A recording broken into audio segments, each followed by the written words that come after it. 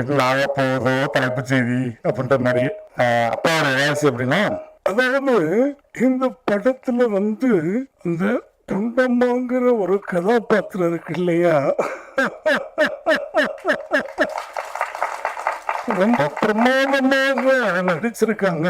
இவங்களோட எல்லாம் ஓடி நான் நடிக்கக்கூடிய ஒரு வாய்ப்பு எனக்கு இன்னும் இந்த ஆண்டவன் கொடுத்திருக்கான் அப்படின்னு நினைக்கும் பொழுது அந்த ஆண்டவனுக்கு ரொம்ப ரொம்ப நான் நன்றியை சொல்லிக்கிறேன். இந்த படம் மிகப்பெரிய வெற்றி படமா இருக்கணும். பொதுவா மற்ற உயிரினங்களை திருப்பி போட்டா அந்த கடவுள்ன்ற வார்த்தை வருமா அப்படிங்கிறது தெரியல.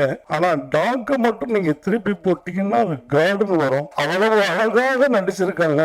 அவங்களுக்கு என்னுடைய நன்றியை சொல்லி இந்த படம் மிகப்பெரிய வெற்றி படமாக கொண்டு போய் சேர்க்க வேண்டியது பத்திரிகை நண்பர்களுக்கு அப்படின்னு சொல்லிக்கிட்டு, இறைவன் மிகப்பெரிய ஒரு இந்த படத்துக்கு சப்போர்ட்டாக இருக்கணும்னு வேண்டிக்கிட்டு விடைபெறுகிறேன். நன்றி, வணக்கம். நம்மளுடைய இயக்குனர் மரியாதைக்குரிய எஸ்சி சார் அவருடைய படமும் நான் நடிச்சிருக்கேன். பாலாறு திட்டு வாங்கியிருக்கேன். அதை நான் சொன்னேன். ஆனா எவ்வளவு எனர்ஜெட்டிக்னு இவங்கெல்லாம் பார்த்தாங்கல்ல, அது மாதிரி நான் அந்த படத்துல பார்த்தேன்.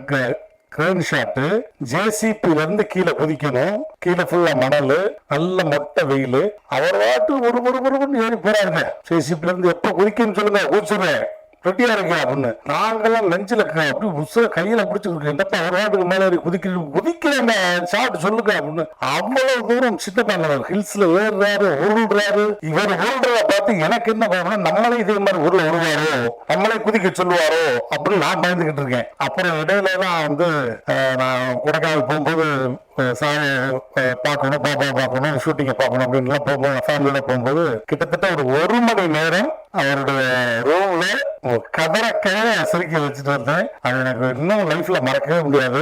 நன்றி.